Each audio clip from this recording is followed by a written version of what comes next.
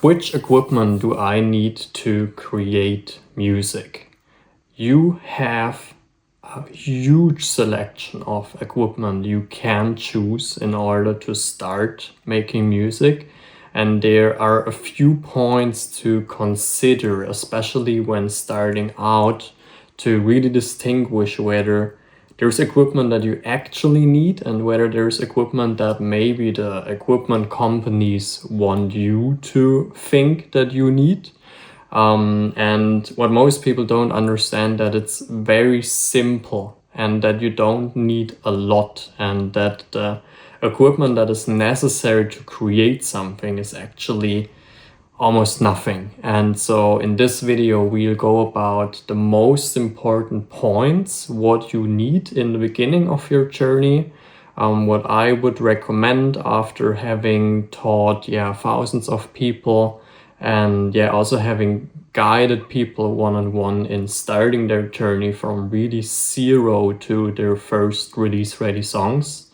And so what I have found also in my last years now, traveling a lot and not being in this crazy fancy studio that you see right here, is that I really do not need a lot to create music.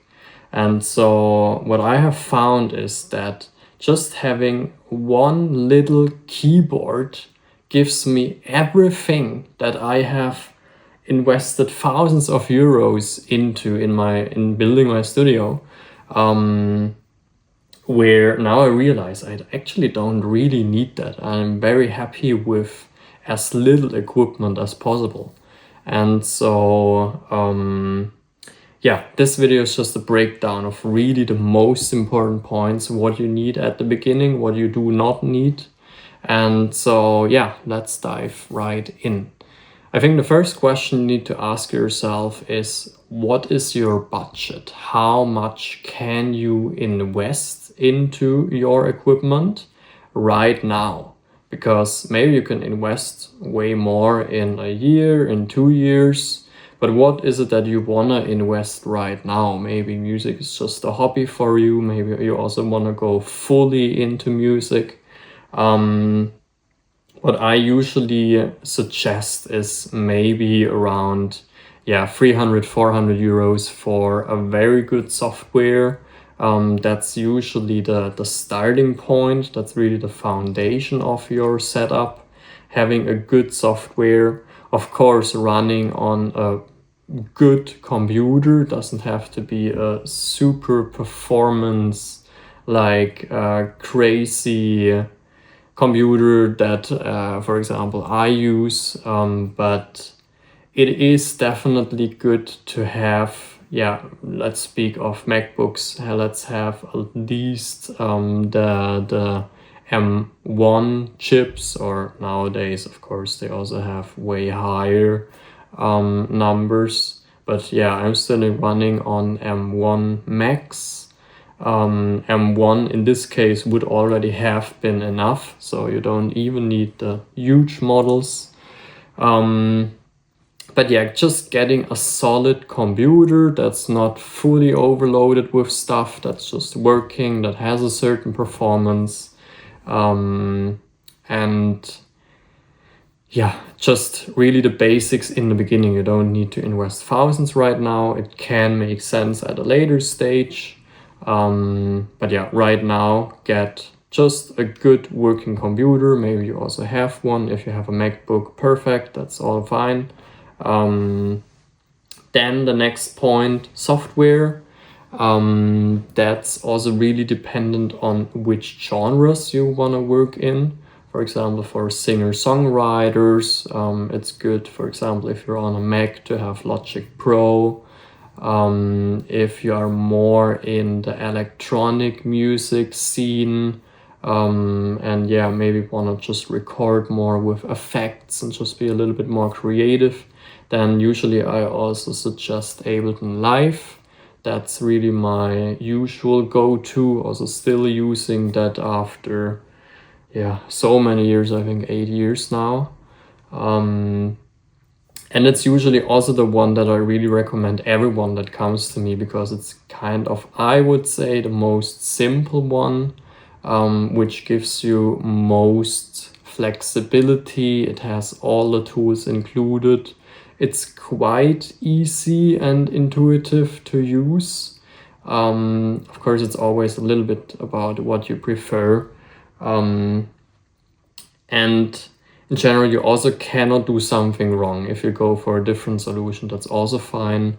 Yeah, I usually teach in Ableton because that's really my go-to and my number one.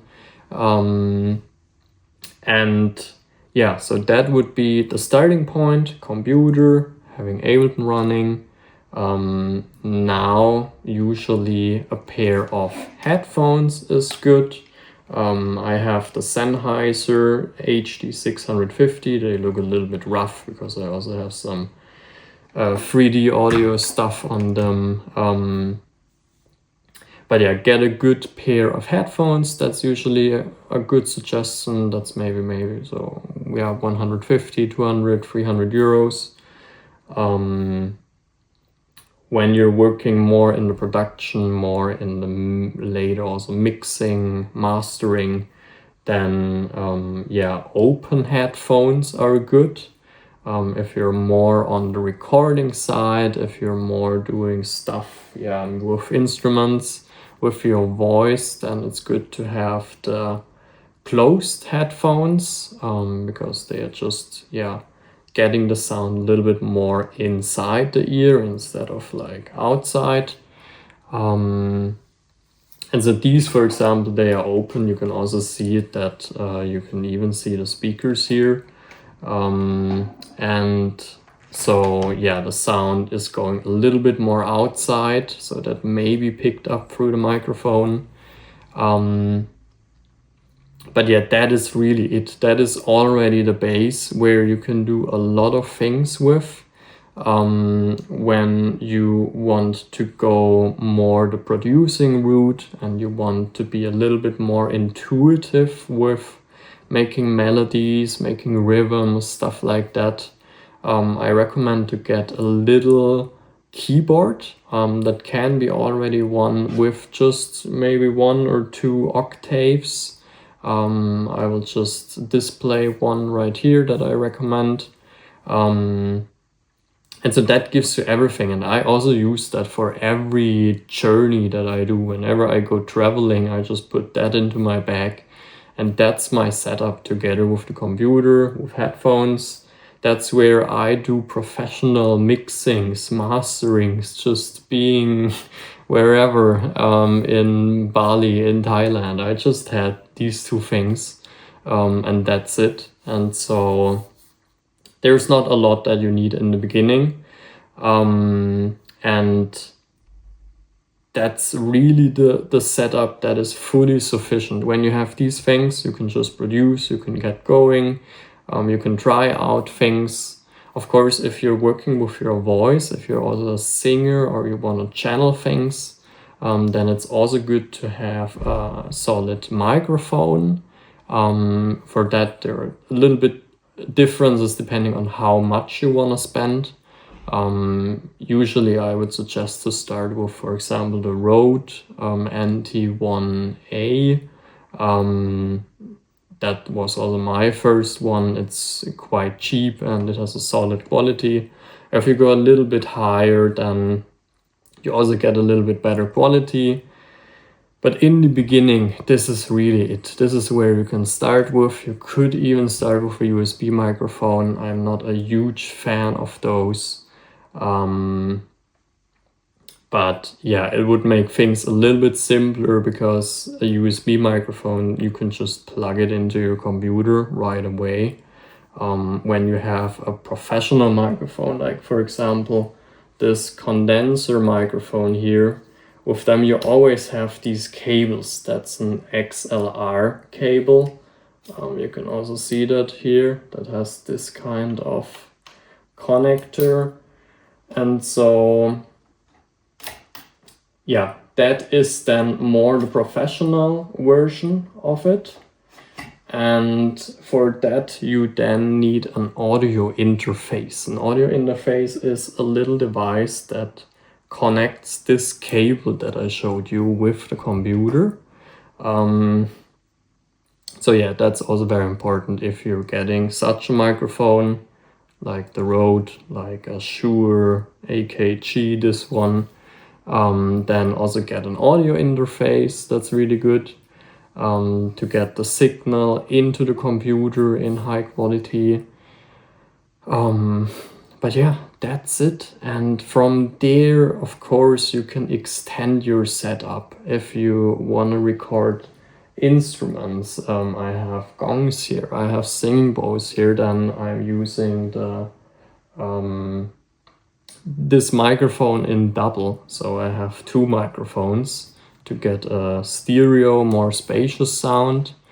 And so yeah, that's then the setup if you want to extend everything, but that can happen over time. If you're thinking about doing these things, then I would recommend to get an audio interface with a little bit higher number of inputs.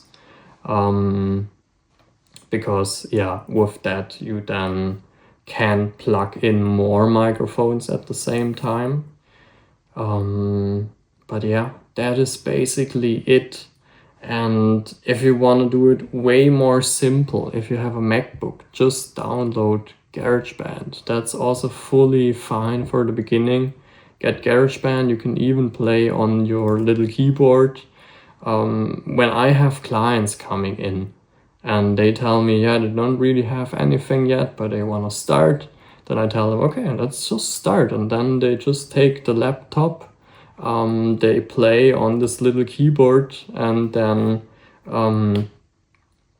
that's it. It also works. And then with the little Apple headphones that they usually have, that's everything that you need. And so that's really the thing. Don't watch this video and think you have to buy this in order to start.